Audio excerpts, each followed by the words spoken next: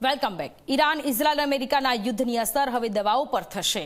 દવાઓ બનાવવા માટે વપરાતું સોલ્વન્ટ મોંઘું થયું છે. પેટ્રોલિયમથી બનતી દવાઓ મોંઘી થશે.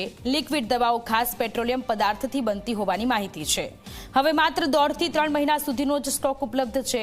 સોલ્વન્ટ મોંઘું થતાં દવાઓ પણ મોંઘી થઈ શકે છે.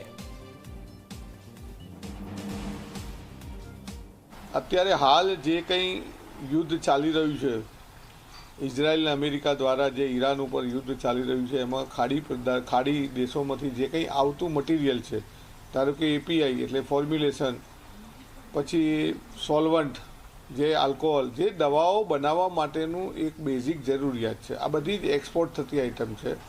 આજે પેટ બોટલો, કાકા પેટ્રોલિયમ પદાર્થમાંથી આ બધી વસ્તુઓ બનતી હોય છે.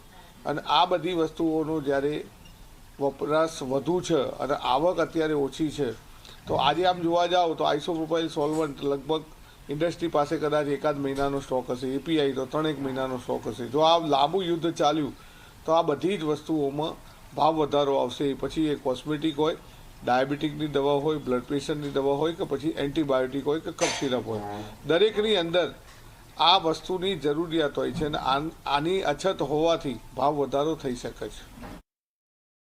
એ આખું નેશનલ લેવલે આનું યુદ્ધના સમયે મેનેજમેન્ટ કરવું એ નેશનલ લેવલે ચોક્કસ પ્રકારે એનું એક પ્લાનિંગ હોય છે. અને ગુજરાત એક મેડિસિન માટેનું હબ છે.